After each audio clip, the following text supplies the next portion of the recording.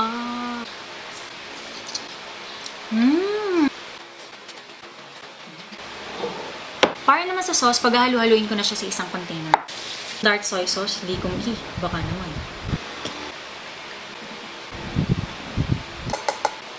So, meron tayong dark soy sauce. And then, we also have soy sauce. One.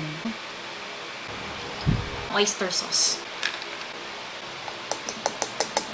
Honey. Kung walang honey, pwedeng sugar. Uy, magpabukas ka doon. Kala ko magmamatigas pa eh. Honey. Siyempre, pag marami kayong lulutuin, doblehin nyo na lang yung recipe ng ating sauce. Paano kung wala kayong mga dark soy sauce, light soy sauce? Yung soy sauce na lang na ginagamit nyo. Pwede nyo pa rin gawin to, syempre. Maglalagay din ako ng sesame oil. Spoon. Pepper. Optional, pwede kayo maglagay ng chili flakes. Apple vinegar, Korean brand. Para mas mabalance yung lasa. Sarap nito. Mga 1/2 tablespoon. 2 cloves ng garlic or 2 butil. Gagadgarin ko lang para mas mabilis. Ay, nalaglag. Goodness! Humihiwalay na yung balat. Okay. Don't worry sa mga ayaw ng raw garlic. Lulutuin naman natin tong sauce na to. Pero masarap yung raw garlic, lalo na pag ginahalo sa sauces. Mix. Pwede nyo tikman para ma-adjust nyo pa yung lasa. Save it for later. Next, sa isang bowl, imamarinate ko lang yung aking pork. Pwede nyo hindi to gawin. Gusto ko lang para mas malasa. Konti lang to, mga 200 grams. Baka nga wala pang 200 grams. Konti lang. Salt. And pepper. Diba? Ang dami kong kamay. Yeah, thank you. Mix.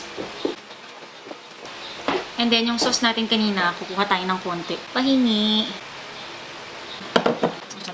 Ngayon naman, maglalagay ako dito ng cornstarch, pampalapot. 1/2 tablespoon. Haluin ko muna bago ako maglagay ng tubig. Water. Next, yung mga vegetables na gagamitin natin. Meron ako ditong romaine lettuce. Pwede kayong gumamit ng cabbage or bok choy. O diba, akala natin pang salad lang to, pero pwede yung lutuin siya. Maglalagay din ako ng bell pepper. Pwede kayong maglagay ng mga iba pang gulay, gaya ng carrots, beans, at iba pa.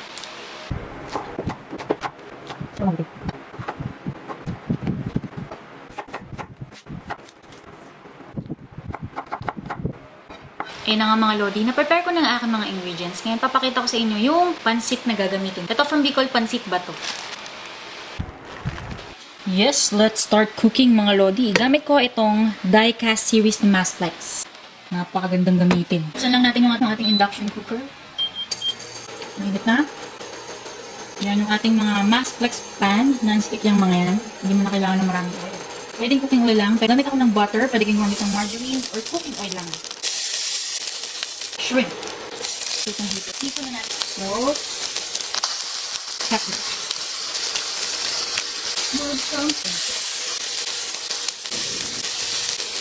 Pinatay ko na yung apoy. Cooked shrimp. Buksan lang ulit natin. Onion. Once the onion is translucent, lalagay ko na yung ating pork. Marinated pork.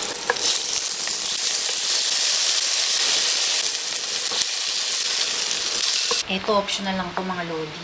Maglalagay ako ng chorizo. Siyempre, special to para sa birthday ng aking asawa. Chorizo Bilbao. Drain.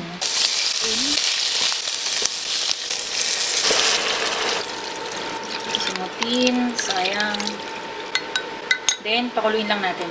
Let's wait for 10 to 15 minutes or hanggang sa makuha nyo na yung lambot ng pork na gusto nyo. Pan. Check lang natin yung pork kung malambot na.